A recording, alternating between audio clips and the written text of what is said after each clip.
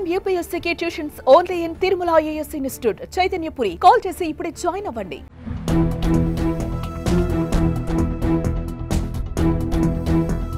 ప్రాణం తీశాడు. దొరకకుండా ఉండే పక్క ప్లాన్ వేశాడు. కానీ ఊహించని విధంగా దొరికిపోయాడు. పోలీసులు వెతకుండానే తానే వారి ముందు వెళ్లి అడ్డంగా బుక్ అయ్యాడు. కారు డిక్కీ నుంచి బయటకు కనిపించిన టార్పాలిన్ అతడి బండారాన్ని బయటపెట్టింది. ఇందుకే ఏం జరిగింది? ఓ మహిళను యువకుడు ఎందుకు హత్య చేశాడు? పోలీసులకు ఎలా దొరికిపోయాడు?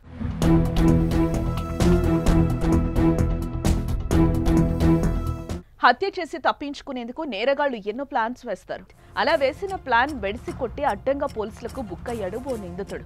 మహిళను చంపి కారు డిక్కీలో పెట్టి పోలీసుల తనిఖీల్లో పట్టుబట్టాడు. అసలు మహిళ ఎవరు అనే కోణంలో విచారణ చేయగా సంచలన విషయాలు బయటకొచ్చాయి.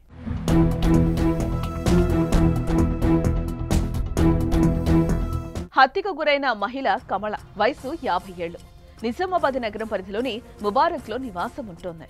కొందరు మహిళలతో ఆమె వ్యభిచారం చేయిస్తోందని ఆరోపణలున్నాయి. అయితే ఇదే క్రమంలో అదే ప్రాంతానికి చెందిన ఓ మహిళను కూడా ఈ రంపులోకి దింపుతున్నట్లుగా తెలుస్తోంది. ఈ విషయం సదరు మహిళ కుమారుడు రాజేష్ కు తెలియడంతో పగ పెంచుకున్నాడు. ఆమెను హత్య చేయాలని భావించాడు. అందుకు ఓ రోజు ముహూర్తం పెట్టాడు. ఆ ముహూర్తమే గురువారం.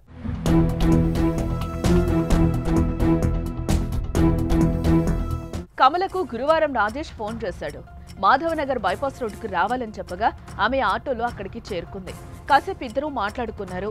ఆమెకు రాజేష్ కళ్ళు కూడా తాగించినట్టుగా తెలుస్తోంది. ఇదే క్రమంలో తన తల్లిని ఎందుకు వ్యభిచారంలోకి లాగుతున్నామంటూ ప్రశ్నించాడు.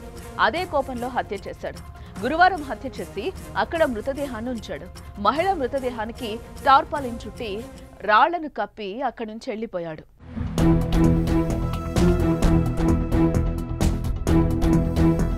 తర్వాత రోజు అంటే శుక్రవారం అద్దెకు కారు తీసుకుని హత్య చేసిన ప్రదేశానికి వెళ్లాడు.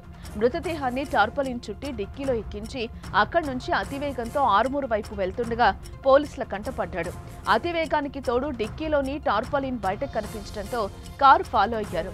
దాస్ నగర్ దగ్గర కాలువ వద్ద కారు నాపి చెక్ చేయగా డిక్కీలో మహిళ మృతదేహం కనిపించింది. అతను అదుపులోకి తీసుకుని విచారించగా అసలు విషయం బయటపెట్టాడు.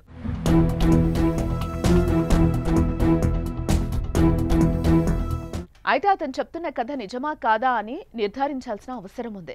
తల్లిని వ్యభిచారంలోకి దించేందుకే ఆమెను హత్య చేశాడా, ఇంకేమైనా కారణాలున్నాయా అన్నది తేలాల్సిందే.